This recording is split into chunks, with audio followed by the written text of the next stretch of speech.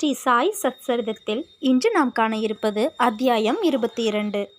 பாம்பு கடியிலிருந்து மீட்புதவி. பாலா சாஹேப் மிரிகர், பாபு சாஹேப் பூட்டி, அமீர் ஷக்கர், ஹேமத் பந்த் பாம்புகளை கொல்வதை பற்றி பாபாவின் கருத்து. கடவுளின் தன்மையையோ ரூபத்தையோ ஆழ்ந்தறிய யாராலும் இயலாது. வேதங்களும் 1000 நாவு படைத்த ஆதிசேஷனும் கூட அதை முழுமையாக விவரிக்க இயலவில்லை. கடவுளின் ரூபத்தை தரிசிக்கவும் அறியவும் அடியவர்களால் மட்டுமே இயலும். ஏனெனில் அவர் தம் பாதங்கள் மட்டுமே அவர்களுடைய மகிழ்ச்சிக்குரிய ஒரே வழி என்பதை அவர்கள் அறிவார்கள். வாழ்க்கையின் உயர் லட்சியத்தை அடைய அவர் தம் பாதங்களை தியானிப்பதை தவிர அவர்களுக்கு வேறு எவ்வித வழியும் தெரியாது. ஹேமத் பந்த் தியானத்திற்கும் பக்திக்கும் ஒரு எளிய வழியை பின்வருமாறு தெரியப்படுத்துகிறார். ஒவ்வொரு மாதமும் தேய்பிறையின் 15 நாட்கள் சிறிது சிறிதாக கழிவுறுவதைப் போன்றே சந்திரனது ஒளியும் அதே நுட்ப அளவில் தேய்வடைகிறது. அமாவாசை அன்று நாம் சந்திரனையே பார்க்க முடிவதில்லை, அதனது ஒளியையும் பெறுவது இல்லை. எனவே வளர்ப்பிறை நாட்கள் தொடங்கும்போது மக்கள் சந்திரனை காண்பதில் மிகவும் ஆவலாக இருக்கிறார்கள். முதல் நாள் அது தெரிவதில்லை, 2ஆம் நாளும் கூட அது தெளிவாக தெரிவதில்லை. பின்னர் மரத்தின் 2 கிளைகளுக்கு நடுவில் உள்ள திறப்பிலிருந்து அச்சந்திரனை பார்க்கும்படி மக்கள் கேட்கப்படுகிறார்கள். அவர்களும் ஆர்வத்துடனும் ஒரே கவனத்துடனும் நோக்கும்போது தூரத்தில் உள்ள அவ்விளம்பிறை அவர்களின் காட்சி எல்லைக்கு எட்டுவதை அவர்கள் பேறு வகையுடன் காண்கிறார்கள். இந்த வழிக்குறிப்பை தொடர்ந்தே நாம் பாபாவின் ஒளியை காண முயலுவோம். பாபாவின் தோற்ற அமைப்பை காணுங்கள், அது எவ்வளவு அருமையாக இருக்கிறது. அவர் அட்டனக்கால் இட்டு அமர்ந்திருக்கிறார். வலது கால் இடது முழங்கால் மேலும், இடது கையின் விரல்கள் வலது பாதத்திலும் படரப்பட்டு இருக்கின்றன.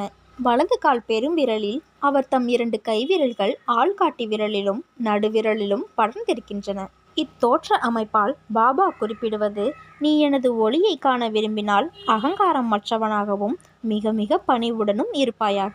எனது கால் பெருவிரலை 2 கிளைகள் வழியாக தியானிப்பாயாக, அதாவது சுட்டு விரல் நடுவிரல் ஆகியவற்றிற்கு இடையே. அதன்பின் நீ எனது ஒளியை காண இயலும். இதுவே பக்தியை அடைய மிக மிக எளிய வழியாகும். சில கணங்கள் நாம் பாபாவின் வாழ்க்கையை நோக்குவோம். பாபாவின் வாசத்தால் சீரடி ஒரு புண்ணிய சேஸ்திரமாக மாறியது. எல்லா திசைகளிலிருந்தும் மக்கள் அங்கே கூடத் தொடங்கினார்கள். ஏழைகளும் பணக்காரர்களும் ஒன்றுக்கு மேலிட்ட பல வகைகளால் ஏதோ ஒரு ரூபத்தில் நன்மையடைய தொடங்கினார்கள். பாபாவின் எல்லையற்ற அன்பையும் அவரின் வியத்தகு இயற்கையான ஞானத்தையும் அவரின் சர்வ வியாபக தன்மையையும் யார் விவரிக்க இயலும்? இவைகளுள் ஒன்றையோ அல்லது அனைத்தையுமோ யார் அனுபவிக்க வல்லரோ அவர்கள் ஆசீர்வதிக்கப்பட்டவர்கள். சில நேரங்களில் பாபா நீண்ட நேரம் மௌனம் அனுஷ்டித்தார். அது ஒரு வகையில் பிரம்மத்தை பற்றிய அவரின் நீண்ட விளக்கமாகும். மற்ற சில நேரங்களில் தமது அடியவர்களால் சூழப்பட்டு உணர்ச்சிகளின் திரள் ஆனந்தம் இவைகளின் அவதாரமாக தோன்றினார். சில நேரங்களில் அவர் உருவக கதைகளால் பேசினார். மற்ற சில நேரங்களில் தமாசுக்கும் நகைச்சுவைக்கும் அதிக இடம் கொடுத்தார். சில நேரங்களில் அவர் முழுவதும் ஐயமின்றியும், சில நேரங்களில் சீற்றம் கொண்டவர் போலும் தோன்றினார். சில சமயங்களில் தமது நீதியை இரத்தின சுருக்கமாக சொன்னார். வேறு சில சந்தர்ப்பங்களில் அதை பற்றி நெடிய விவாதம் நடத்தினார். பல சமயங்களில் அவர் மிகவும் வெளிப்படையாக இருந்தார். இவ்வாறாக அவர் பலருக்கும் வெவ்வேறு விதமான செயல்துறை கட்டளைகளை அவரவர்களின் தேவைக்கு ஏற்ப அளித்தார். எனவே அவர் வாழ்க்கையானது அறிவால் அறிந்து கொள்ள இயலாதது, நமது மனதின் எல்லைக்கு அப்பாற்பட்டது, நமது புத்தி சாதுரியத்தையும் மொழிகளையும் கடந்தது. அவரது முகத்தை பார்க்க, அவருடன் பேச, அவரது லீலைகளை கேட்க இருக்கும் நமது பேரார்வமானது திருப்தி செய்யப்படவே இல்லை. என்றாலும் நாம் மகிழ்ச்சியால் நிரம்பி வழிகிறோம். மழையின் துளிகளை நாம் எண்ணிவிடலாம், காற்றை தோல் பையினுள் அடைத்து விடலாம். ஆனால் அவரது லீலைகளை யார் அளக்க முடியும்? அவைகளுள் ஒரு பண்பு கூற்றினை பற்றி இங்கே நாம் கூறுகிறோம். எங்கெனம் எதிர்பார்த்து இருந்த, முன்னால் அறியப்பட்டிருந்த பக்தர்களின் பேராபத்துக்கள் உரிய நேரத்தில் எச்சரிக்கப்பட்டு தவிர்க்கப்பட்டன என்பதை காண்போம். கோபர்காவனின் மம்லத்தாரான பாலா சாஹேப் மிரிகர் சிதலிக்கு சுற்றுப்பயணமாக சென்று கொண்டிருந்தார். வழியில் அவர் ஷீரடிக்கு சாய்பாபாவை பார்க்க வந்தார். மசூதிக்கு சென்று பாபாவின் முன்னால் வீழ்ந்து பணிந்ததும் உடல் நலம் மற்றும் வேறு விஷயங்கள் பற்றிய வழக்கமான உரையாடல் துவங்கியது. பாபா எச்சரிக்கை குறிப்பு ஒன்றை விடுத்தார். உங்களுக்கு நம்முடைய துவாரகமாயியை தெரியுமா என்றார். பாலாசாஹேப்புக்கு இது புரியாததால் அவர் அமைதியாய் இருந்தார். பாபா தொடர்ந்து, நீங்கள் அமர்ந்து கொண்டிருக்கும் இதுவே நமது துவாரகமாயி. தனது மடியில் அமரும் குழந்தைகளின் எல்லா ஆபத்துகளையும் கவலைகளையும் அவள் தடுத்து விலக்குகிறாள். இந்த மசூதி மாயி மிகவும் கருணையுள்ளவள். அவள் எளிய பக்தர்களின் தாயாவாள். அவர்களை பேராபத்துக்களிலிருந்து அவள் பாதுகாக்கிறாள். ஒரு மனிதன் அவளது மடியில் ஒரு முறை அமர்ந்தால் அவனது எல்லா கஷ்டங்களும் முடிவடைந்துவிடும். அவளது நிழலில் இளைப்பாறுவோர் பேரானந்தம் ஏதுகின்றனர் என்றார். பின்னர் பாபா அவருக்கு உதியை அளித்து தமது பாதுகாக்கின்ற கரங்களை அவர் தலையில் வைத்தார்.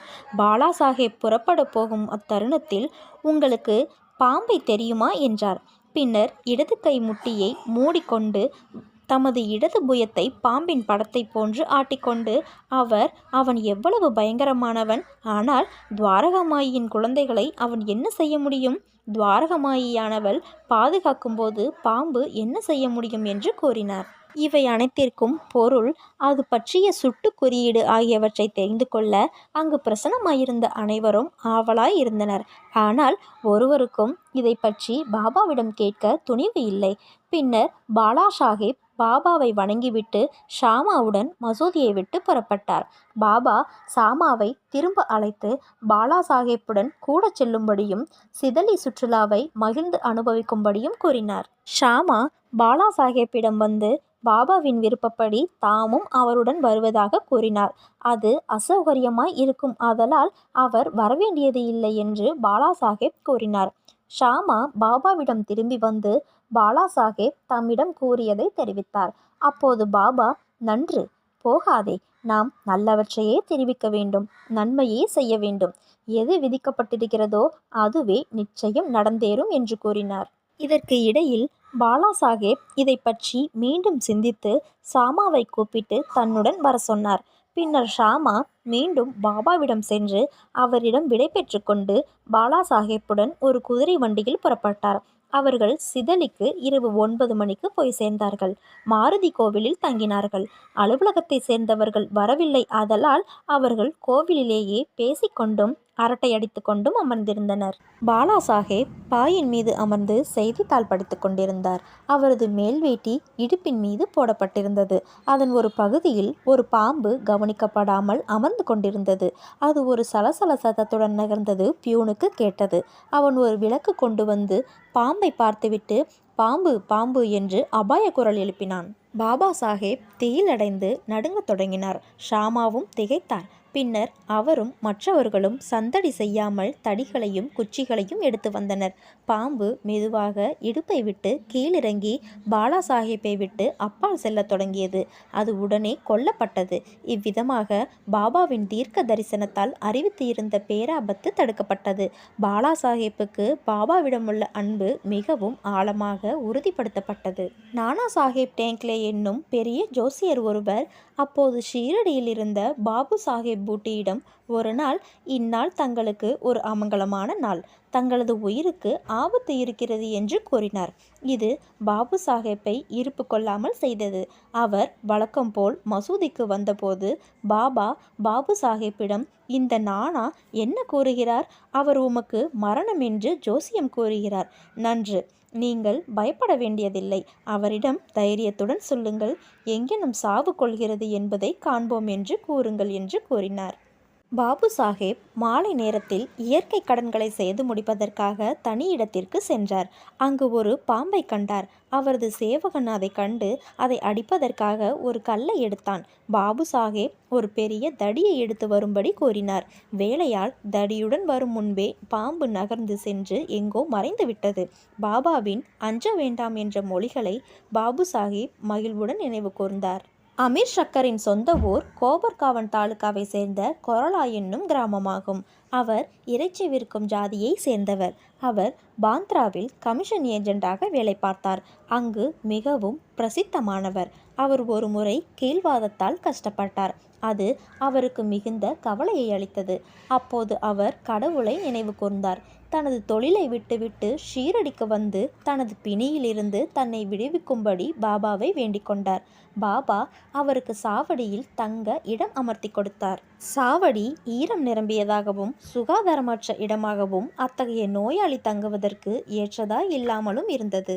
கிராமத்தில் உள்ள மற்ற எந்த இடமும் அல்லது கொரோலா கிராமமுமே கூட அவர் தங்குவதற்கு இன்னும் நன்றாக இருந்திருக்கும். ஆனால் பாபாவின் மொழிகளே இதை தீர்மானிக்கின்ற காரண கூறும் மருந்தும் ஆகும். பாபா அவரை மசூதிக்கு வர அனுமதிக்கவில்லை. ஆனால் சாவடியிலேயே நிலைநிறுத்தி தங்க வைத்தார். அங்கே அவருக்கு பெரும் நன்மை விளைந்தது. பாபா சாவடி வழியாக ஒவ்வொரு நாள் காலையும் மாலையும் கடந்து சென்றார். ஒரு நாள் விட்டு ஒரு நாள் ஊர்வலமாக சென்று அங்கு துயின்றார். எனவே அமீர் பாபாவின் தொடர்பை மிகவும் எளிதாக அடுத்தடுத்து பெற்றார்.